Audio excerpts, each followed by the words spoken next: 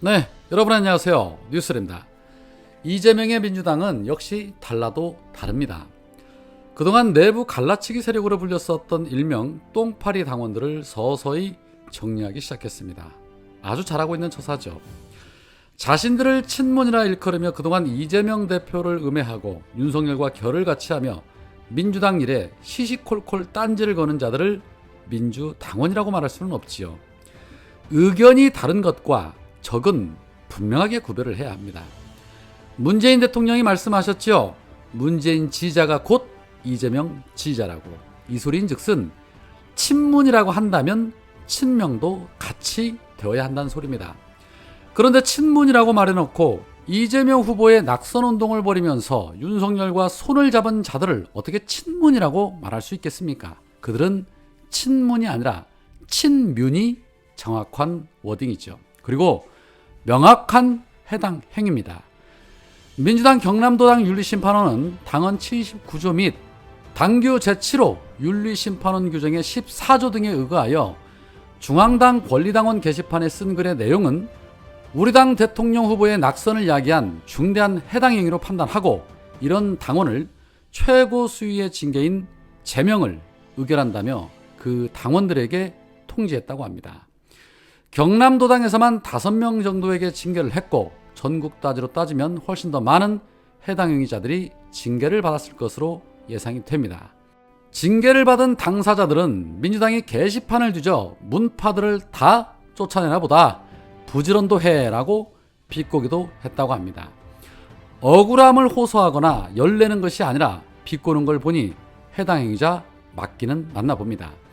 지구 끝까지라도 뒤져서 해당 행위자는 반드시 처벌하는 것이 맞다고 생각을 합니다. 가뜩이나 당의 호박계 의원들 때문에 골머리가 아픈데 민주당원인 척하면서 지지자들 사이에서 갈라치기하고 미꾸라지처럼 흙탕물 뿌리는 사람을 솎아내는 작업 진즉에 했었어야 했습니다. 경남도당뿐만 아니라 전 도당에서 색출 작업해서 이번 기회에 완전히 뿌리를 뽑아야 할 것입니다. 세상에서 말입니다. 가장 나쁜 자들이 외부의 적보다 내부에서 이간질하는 그런 자들입니다. 민주당 아주 잘하고 있습니다.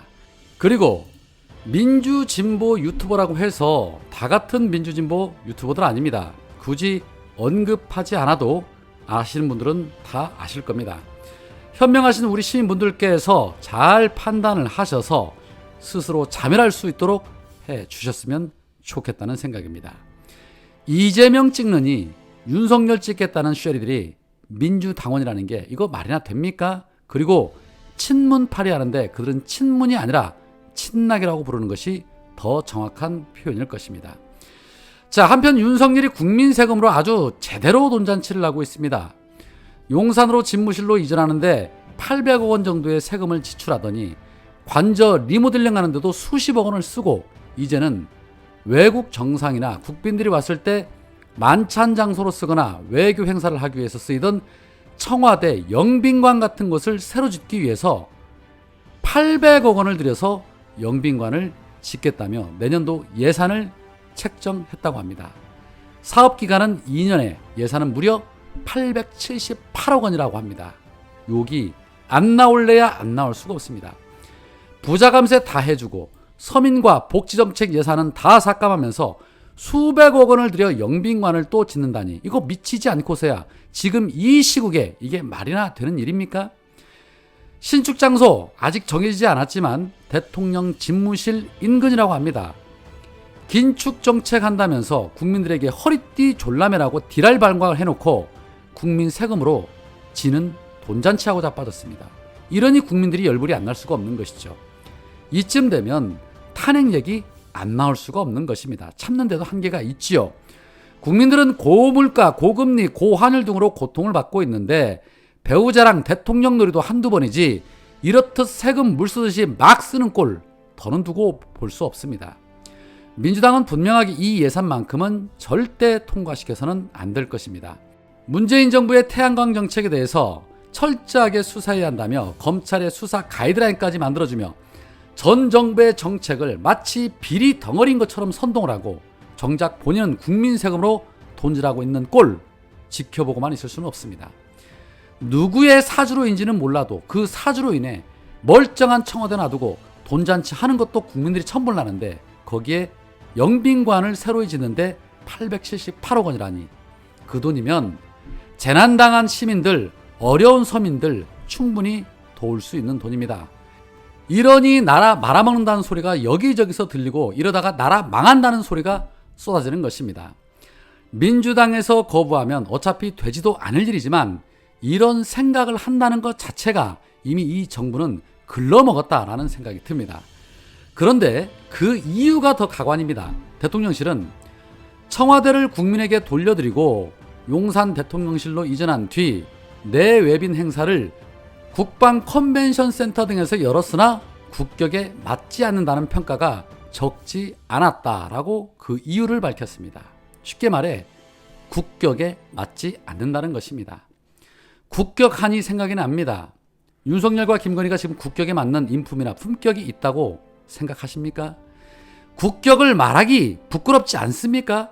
대통령 부부야말로 대한민국 국격에 전혀 맞지 않는다는 거 전 국민이 다 알고 그래서 퇴진을 외치고 있는데 어디서 감히 국격을 논한단 말입니까? 속은 깡통인데 거칠에만 화려하다고 해서 인류가 될 수 없다는 거 세상이 다 아는 이치입니다. 길게 말할 것도 없습니다. 국민들은 무조건 반대입니다. 자, 한편 어제 이재명 대표가 전라북도를 방문해서 시민들과의 미팅 시간을 가졌습니다. 이 자리에서 한 지지자가 사법개혁과 관련한 질문을 하자 이재명 대표는 이렇게 말했습니다.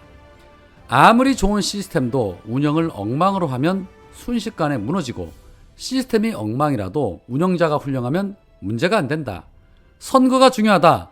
아무리 제도를 잘 만들어도 악의를 가지고 악용하면 소용없다. 개혁의 시점과 강도와 비중이 중요한 것 같다. 어려운 과제다. 라고 말했습니다. 그렇습니다. 무척이나 어려운 과제지요. 자, 이재명 대표의 이런 발언, 현재 입법부를 무시하고 시행령으로 검수 원복을 자행한 한동훈을 겨냥해서 한 발언으로 보여집니다. 한동훈을 후려친 것이죠.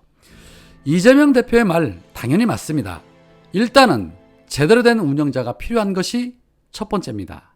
그러나 법이 확실하고 제도가 확실하면 운영자 역시도 마음대로 시스템을 바꿀 수 없는 것입니다.